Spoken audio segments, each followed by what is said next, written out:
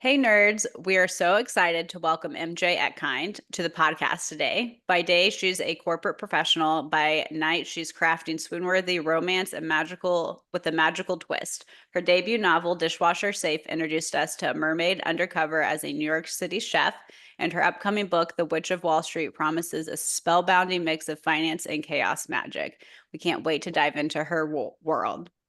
Welcome. Yay. Hi. Welcome, welcome. We're so excited to have you.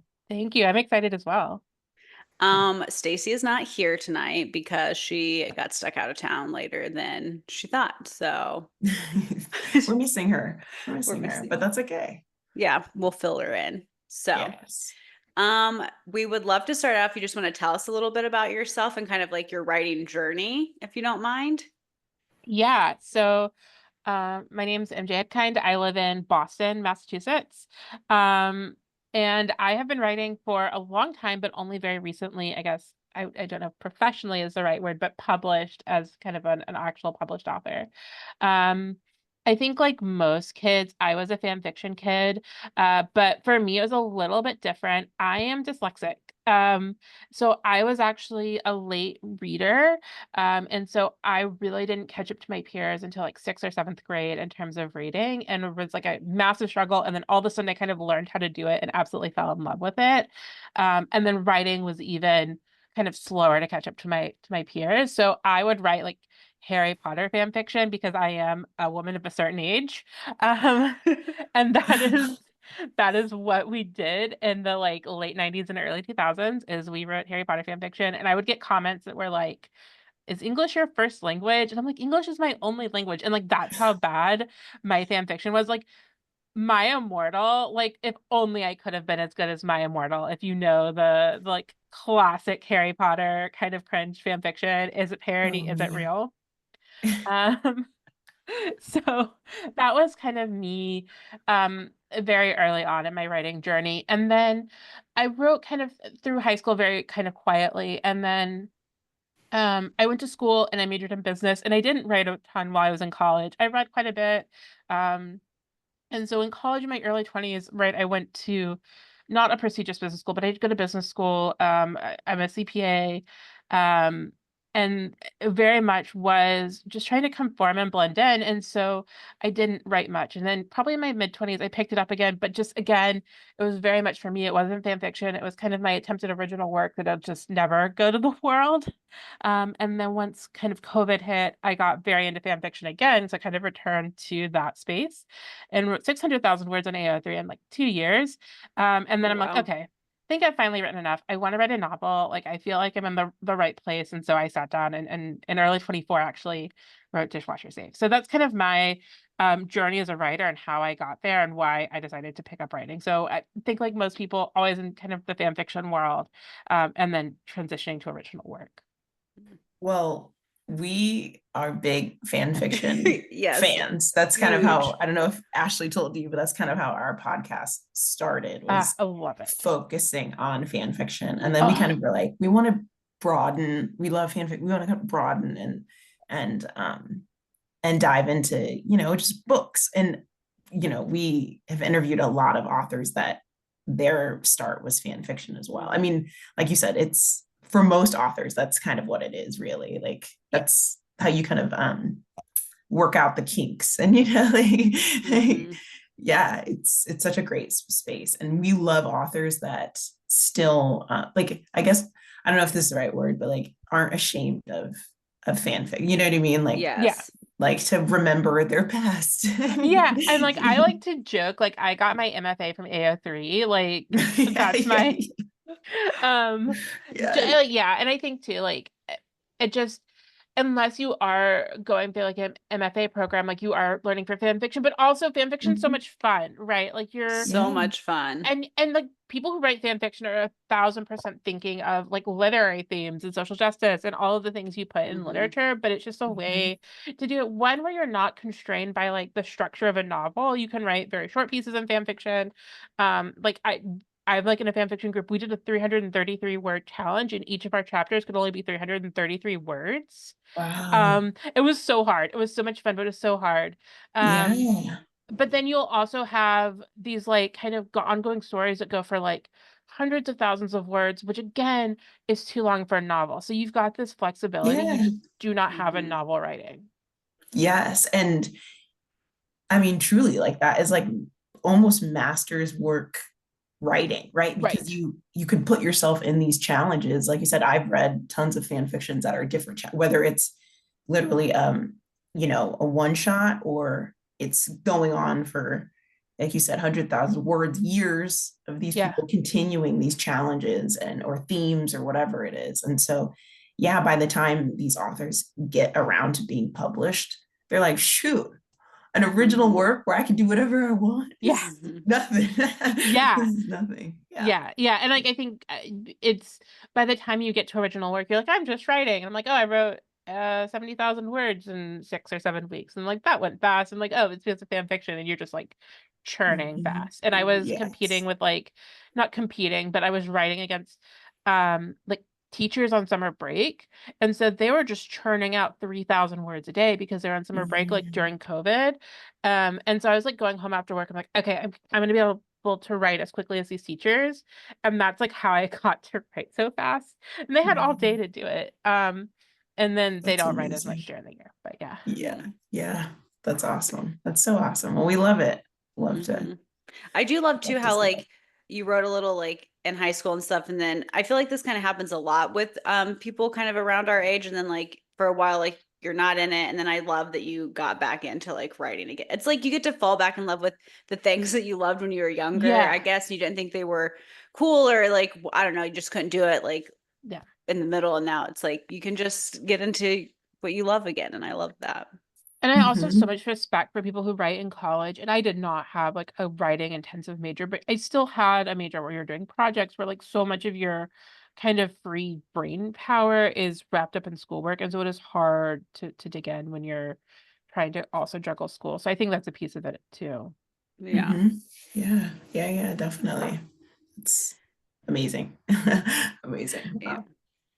We would love to hear about, and if you're comfortable with it, like some of your fan fictions that you've written, and also if you want to give us like a little more detail on your book that's already out and your The Witch on Wall Street that comes out March 25th, right? Right. Yeah. Okay. Correct. Yeah, exactly. It's also Um, yay. I'm Yeah, it's so exciting, so soon. gonna like dodge some of my more current fan fiction because it's quite niche. I Okay. got into like a fairly niche television show during the pandemic where I'm like, there's like some dedicated writers I haven't written for it in a while, but for a while there were like half a dozen dedicated writers in the fandom. There were more people who would write, but like half a dozen of us were dedicated. I did a lot of Star Wars, which I know sounds a little goofy, but No, it doesn't. actually, Yeah, we love Star Wars. okay, good. I'm in good We're company in here. We Star. are Raylo girlies. Okay, I have a question about that in just a second that you guys might know the answer of. Okay. So I am like an old school Star Wars fan, and that I read all those books when I was a kid. Oh, okay. Yeah, yeah. So I would like collect the books. I have tons of them still. They seem to multiply even now, and I'm like not buying more of them. They just seem to always be more of them. But I would like find them as a kid at like used bookstores, flea markets. I rarely bought them new, and then I'd check them out of the library. And so what had happened talking about like being in my 20s is I had this original piece I had written and written and written. It was like 250,000 words in. It wasn't finishing. It was not good. Like it was bad. Um, it was kind of ongoing. It didn't have a lot of structure or plot for that matter. Um, but what I wanted to do was like give myself this like challenge to finish a novel. And I did that through Star Wars fan fiction. And I'm like, okay, because I'm like, Star Wars fan fiction, I can replicate one of these Star Wars novels, and then um I don't feel like I have to know everything that happens to these characters, and I'm able to write kind of a distinct moment in their lives. And that was kind of how I was able to start to outline and properly structure novels. And that's how I taught myself specifically novel writing versus just like writing, if that makes sense. Mm, yeah. Was using kind of that um fan fiction journey. So this is kind of like it was kind of like an old original-ish trilogy Star Wars novel. Um, I've written a little fan fiction, none that I've put out there that's kind of new trilogy, but I do have a question about Raylo. that I think you Okay. guys can answer. And Oh this is God, maybe a okay. tangent. In We love 2000, it. in 2019, early 2019, I was posting a Star Wars fic on fanfiction.net. I didn't know about AO3 yet. I was very late to the AO3 party. Same. Okay. And there was a fanfiction about Raylo, and they're like classical musicians. And now all of a sudden there's this Julie Soto novel out that's also Raylo fic. Was that Julie Soto on fanfiction.net in 2019? Does anyone know? I'm pretty sure Probably, yeah. yeah, I'm pretty sure Okay. it is her. I don't know if she, I mean, I'm pretty sure it is like that. She It because has that That's was she it yeah, was she a fan posted fiction. it was a Yeah. Raylo fan fiction. Yeah. I don't Okay. know if she, like most people, they cross post to AO3 and fanfiction.net. Yeah, okay. Like she's definitely on AO3. I'm assuming Yes. she posted to So fanfiction. was it like 2018, 2019 when she was doing it? Yeah. She's been on there for Okay. a while. Okay. Mhm. Okay. Yes. So Yeah. I like was seeing that Julie Soto novel. Like I didn't read it, but I'm Mhm. like, this is like classical music. And then someone's like, yeah, that Julie Soto novel is Raylo fan fiction. I'm like, oh, that has to be Yes. that fan fiction I was seeing. Okay. Yes, Sorry. I did. I'm assuming that's it. I had never Mhm. seen her fix on fanfiction.net, but again, I was only on AO3, so but I'm assuming like I said, everyone Yeah. cross Yeah. A posts, lot of so people Yeah. talked about it yeah, too. So, Okay. which if you I'm haven't assuming read that's it. that book, Forget Me Not, or Is it good? not Forget No, Me not Not, another love song. not another long stuff. Yeah. It is so good. I'm sure the fan fiction is great too, but the book is so good. I haven't read the Okay. fan fiction of it, so Yeah. Okay. I need to like read that book because it does mhm. look really good and it's everywhere. And I'm like, it's Yeah, Star yeah, Wars. I love Yeah. it. Yeah, if you love yes, Star yeah, Wars, you'll Yeah. definitely love it a yeah. lot. She definitely kept the themes from those characters alive, Hmm. um, so yes, yeah, I'm sure that that's it. I'll That's have a to fun. look for that later. I would like to actually, I wonder if it's still, I think it's still up that because she totally changed a bunch, like changed it to be able to be published. So I- I would like to read that fan fiction at some point. Yeah, Yeah, maybe someone has it. someone's Yeah. got it. It's Yeah, somewhere. yeah. But but okay, can you tell us a little bit about your new book that's coming out this coming week, within this next Y- week? Yeah, so The Witch of Wall Street comes out March 25th. And it is about an actual like real life witch who's an investment banker. And she goes to a benefit and she hooks up with her former high school rival, Nelson.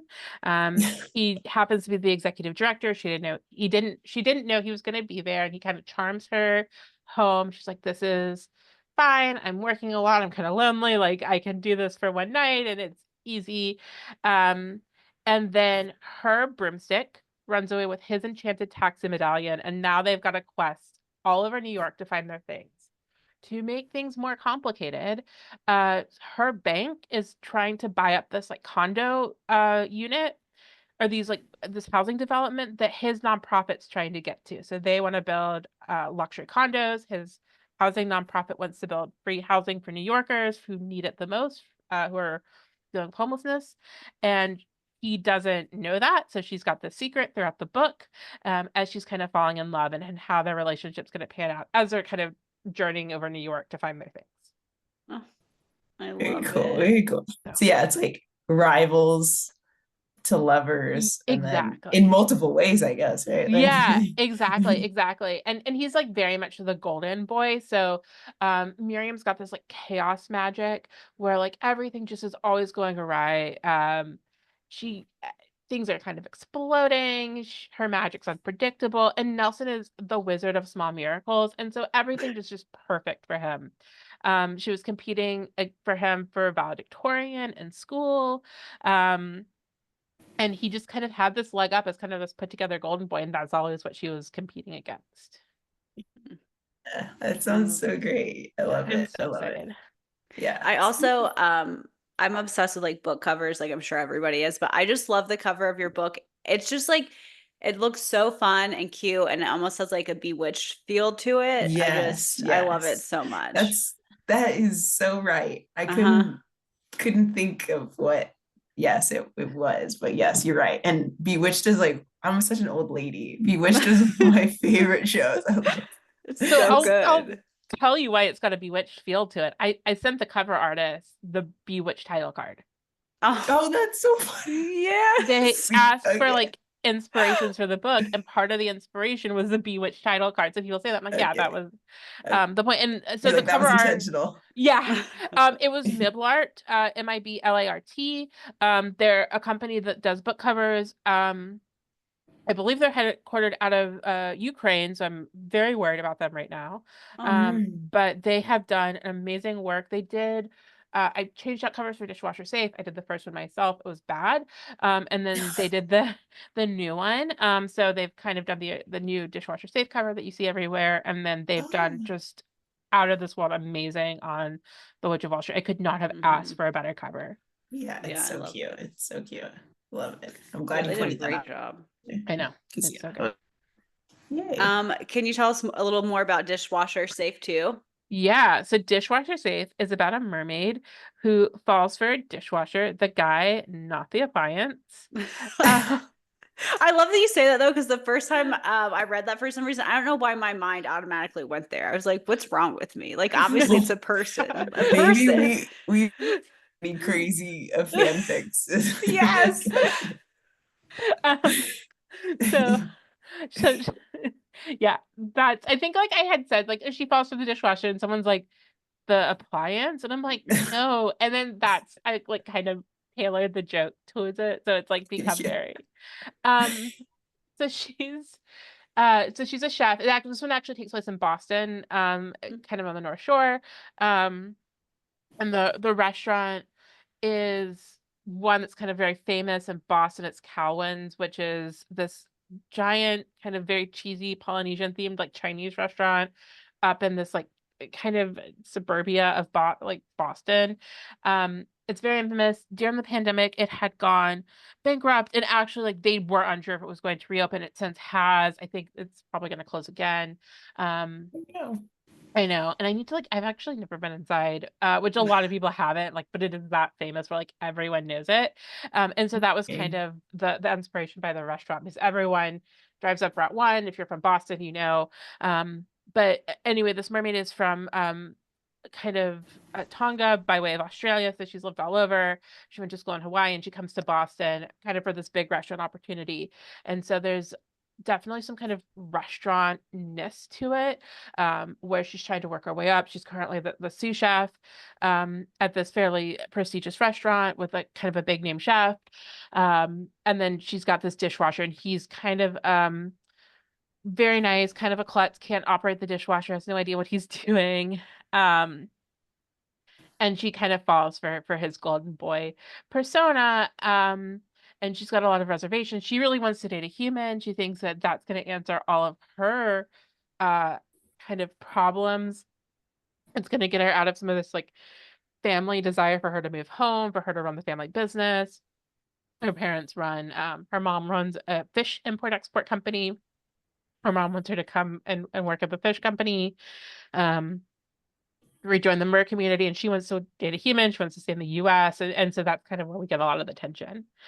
It's kind of a Little Mermaid retelling, and very much a Little Mermaid retelling, but it's a ton of fun. They get like lobster potato donuts in one scene, so it's very cozy and cute. Yeah, Aw, yeah. I That sounds love it. great. Okay. So what's the inspiration for you for both of these stories, really? Like, Yeah. obviously, Little Mermaid a little bit, and then I don't know, like I guess what's kind of like the rivals to lovers inspiration for The Witch of Wall Street. Yeah, so I'll start with Dishwasher Yeah. Safe. So this started, my uncle actually posted on Facebook, maybe 2020, something like the girl who is top shelf dishwasher safe. He's like, my book prompt would be the girl who's top shelf dishwasher safe. And then it kind of just stuck in the back of my mind. And I'm like, what would that be? What would that be? What would like a girl who could go in the dishwasher be? Oh, it'd be a mermaid. Um, and like, I don't think she was like originally a mermaid. It's like something that can like swim in the ocean, but they're like waterproof and heat proof. And then it kind of spun into like, okay, it's a mermaid book. And actually, in my head, I never put this on paper. She was a dishwasher for a long time. She was going to be the dishwasher, and then he Oh, was going to be the chef. And then I was like kind of working it out in my head. And I'm like, oh no, it needs to be flipped. She's the chef, he's the dishwasher. And one thing I really like playing with, and what I did in Witch of Wall Street as well, is kind of like reversing the expected gender roles. So I think it would be very common to say, okay, he's a chef, she's a dishwasher, and to have kind of that traditional power dynamic. And the Mhm. same thing to have kind of that billionaire romance, right? He's the billionaire, not that Miriam's the billionaire in Witch of Wall Street, but usually it's a guy who's kind of the billionaire, and it's the woman who is kind of like waiting tables or something, or doesn't have any money, and you fall from the billionaire and it solves off your, kind of money problems. And I flipped that to where she was really the one who's got this kind of high powered job. And Nelson's still an executive director. He still has like a very professional job, but she's obviously the one that's kind of money. And we Mhm. talk a little bit about that in the book. So that's kind of going back to Dishwasher Safe. That's kind of where the idea of having her be like the chef came from, and where that origin of that book was. Yeah, I love that. I love that. It's like cool to explore, like you said, those power dynamics and like Yeah. what that would look like Yeah. on top of kind of, I guess, would you call like being a mermaid like maybe a monster romance? I don't know, like or Yeah, these I would say are not probably particularly monster yeah, romancy. yeah. Just because these mermaids also in general walk kind of on land and in sea, so they live Okay, in yeah. both Both, places. yeah. And I know a lot of mermaids, like a lot of mermaid books, especially Little Mermaid retellings, the mermaids are only in the ocean and then they can kind of come up on land. But these mermaids are very integrated and very much spend, I think, especially their young adult years and their kind of, I would say like their 20s to like their 50s are very integrated on land and in kind of the human economy. And then they have some stuff in the ocean. So we kind of see that interplay quite a bit. And some of Yeah. them have very human jobs. So like I have a roommate who kind of works in tech. I don't dive into her job, but she worked kind of in undefined tech, which is very popular in Boston to work in undefined tech. Um, and so we see that as well. Yeah. Okay. Yeah. How cool. That's awesome. Yeah. Great inspiration. I love it. Well, I didn't have this on the outline, but I just, when we were talking inspiration, I'm curious, can we talk a little bit about like your writing process? Like when you like to write, do you have a certain like process when you're writing?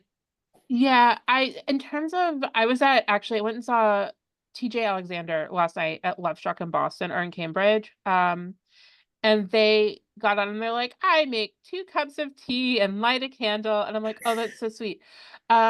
I write everywhere. I do a lot of bar writing. I do a lot of cafe writing. I write on my sofa. I write at lunch sometimes. Back when I commuted into the city, when I was just like writing whatever, I used to sit on the back. So in Boston, the subway is called the T. I used to sit on these like back steps of like it's kind of hard to explain, but I used to sit the train kind of reverses on these back steps you can kind of sit in and have a private spot, but it's disgusting. On the way to work, I used to sit on the back steps of the T and write, just because I had it was like a 30-minute commute and it was something I could do and like time to find to write. So I'm very much someone who's like write everywhere, write anywhere, jot down things in your notes app. I don't write on my notes app, but I'll write down ideas on your notes app or text yourself. Um, Especially if you work full time. A lot of people work full time just do not have the ability to kind of sit down for this ritual. So for me, it's just trying to write whatever I can. I'm a big in bed writer. A lot of times I'll write, an hour or two before I go to sleep at night. That's really nice. It gets me away kind of from my living room where I do most of my work. I work from home quite a bit and where I do all my living. So it gets me away from some of the screens, like the 17,000 screens that are in this like single room. Um, and go to my bedroom where it's just my computer screen. So Oh, nice. yeah.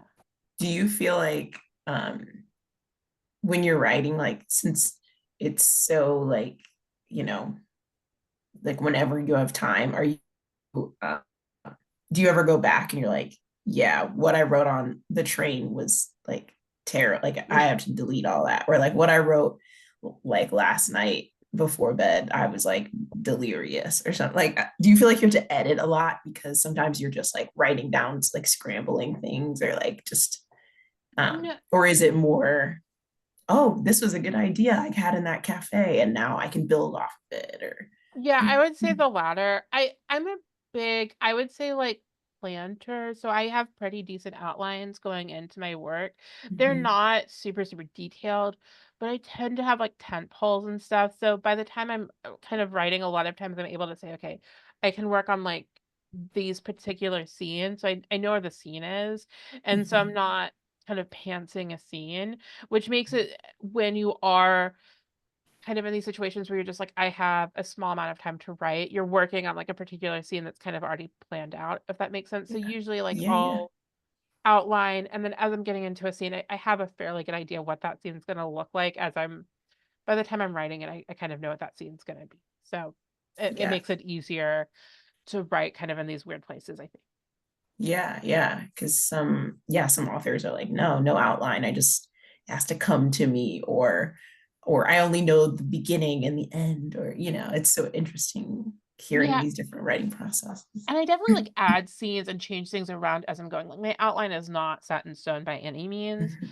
but I do like to kind of just have like things thematically laid out, things kind of where characters are.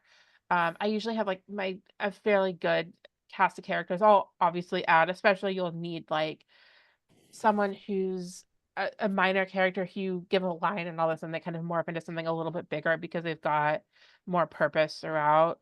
So like a doorman in The Witch of Wall Street that I think kind of came up pretty organically, and he doesn't have a big role, but he is kind of becomes ever present and kind of thematically for Miriam where she is in the story and kind of her loneliness that she's experiencing at the beginning and how we kind of see her morph and change through the Mhm. book.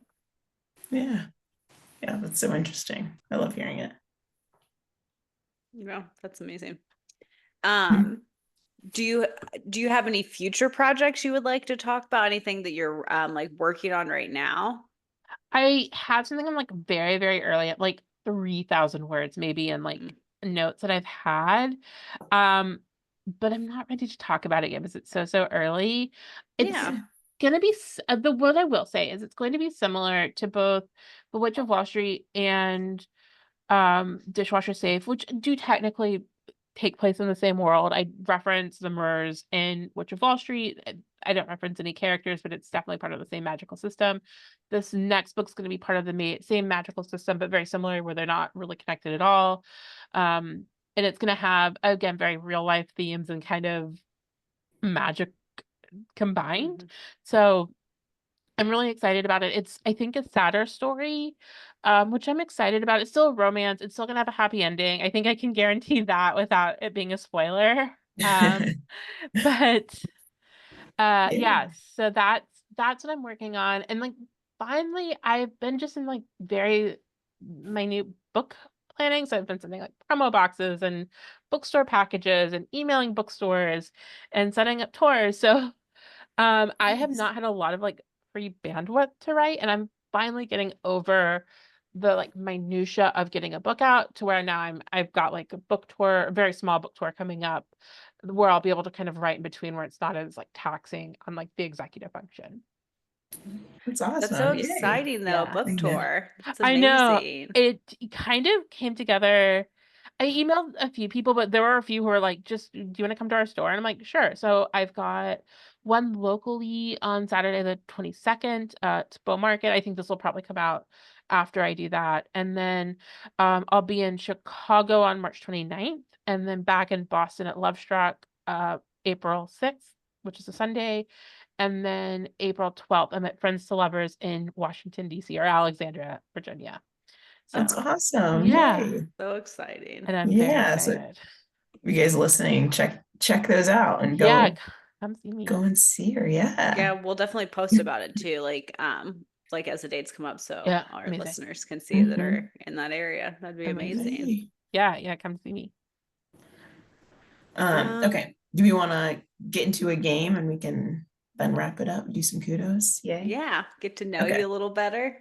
This Yeah. is we call it like this or that, but it's like book edition. So basically I'm just gonna ask you, do you prefer, this or that? And there's no points or anything like that. Okay, sounds good. You automatically win. So Okay. Right, All right, right. perfect.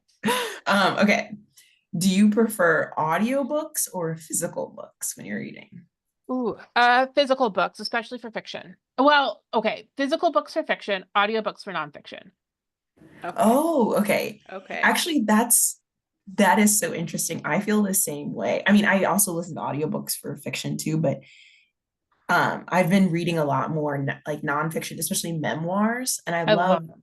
Yeah. memoirs usually because they're read by Mhm. the authors, and it's so Yeah. great to hear them read their own stories. I just listened to Ketanji Brown Jackson's memoir, and it was like Mm. it was so good, and it was actually like the one of the best romances I read as well, because Mm. her romance, like the way she wrote her romance with her husband, is you could tell she's like also maybe a romance reader, because there's this like scene where she's like, and my husband Patrick was like, she's like describing him like a Regency level romance, and I'm like, this is so good. You're like, is this real life? This is so cute. So I definitely recommend her memoir so much. Okay, sorry. Okay. I'll add that to my list. But that is so true. I love nonfiction audiobooks versus I like reading like physical fiction books. Okay. Do you prefer romance or fantasy books? Right now, romance. Okay. Yeah, yeah. But you still like fantasy. I still like fantasy, and that's like where Yeah. my roots as a reader are. Yeah, yeah, yeah. Obviously fan fiction, yeah. Okay. Rivals to lovers or friends to lovers? I really like rivals to lovers. I like that tension Mhm. to start out with, and I like that they're like usually, I don't know, I love the tension. Yeah, yeah, yeah. That's like bordering on Same. enemies to lovers, Yeah, yeah, with yeah. yes. Okay. Do you prefer the hero or the villain? Hero. Oh, Okay. Hero, okay, yeah. okay. Yeah, we have a lot of people say villain, but I yes, know Mhm. I hero. wanted to say villain, but I'm like, oh no, it's not. That'd be so insincere. I love the hero.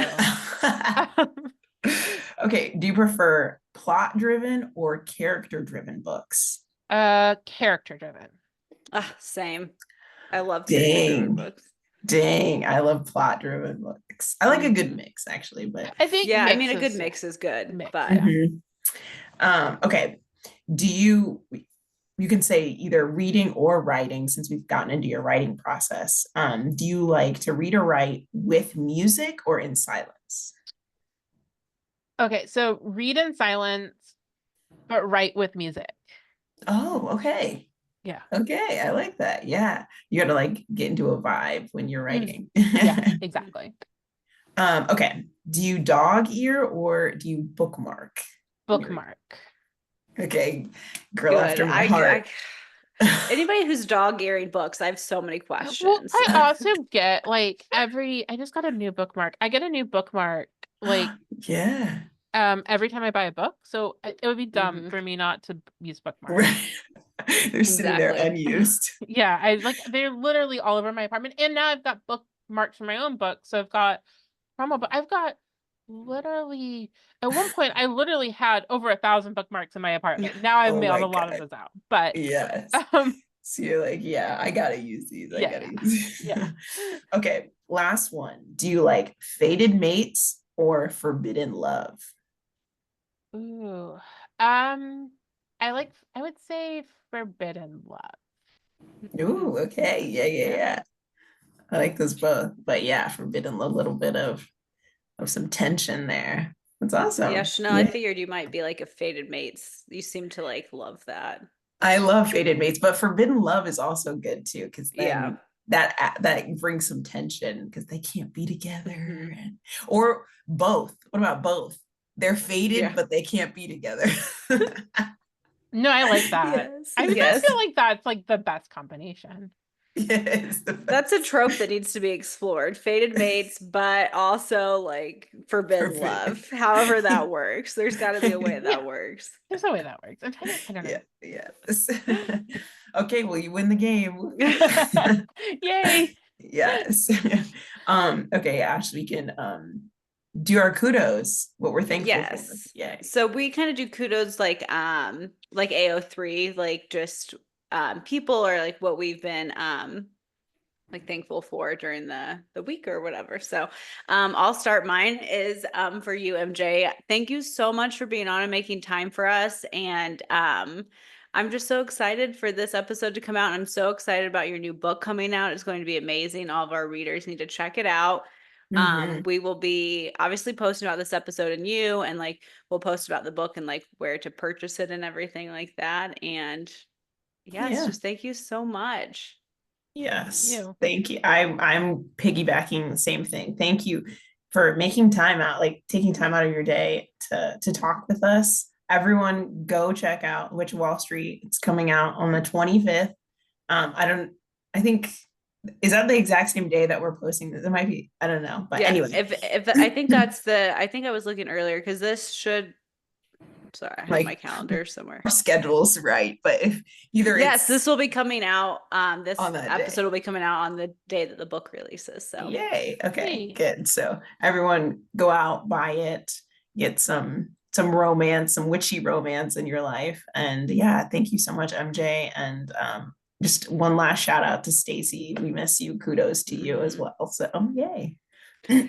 and then if you're no pressure, but please, if there's anything that you wanted kudos from this week or anything like that, we'd love that. Well, first of all, Fiction Fanatics podcast for hosting me. Thank you so much. This is amazing. It was a great conversation. And then the other folks I want to give kudos for is my book is going to be in over 50 bookstores, which is huge because I'm an indie author and it is amazing. And I want to just thank every single one of those bookstores, specifically in Boston, Lovestruck, Read My Lips, Harvard Bookstore, and Trident, which are all of the Boston area bookstores. Oh, and Bougie Bookstore will also have copies in Norwood. So all the Boston area bookstores very specifically, but everyone all over the country who has purchased books for their readers. Thank you. So yeah, that is amazing. I love all the names we love of those indie bookstores. authors. Yeah, I know. They're so good. They're so cute. It so good. I'm in so Harvard Bookstore. I dropped off copies last night. And I've now told everyone it's going to be my social media post on Monday. I got into Harvard Bookstore. Right.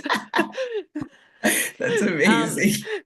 I love it. Speaking of, would you like to tell all of our listeners your social media handle, and then we'll also post it with the episode so everybody can find you. Yeah, so I'm on Instagram at MJ Etkind author, and then TikTok MJ Etkind, but my TikToks are really bad. And then same Substack mjetkind.substack.com. Or those are all the places to find me. Oh, perfect. Perfect. Okay. Check her out. Check out her book. Thank you everyone for listening. Yay. Thank you so much. Bye. Bye.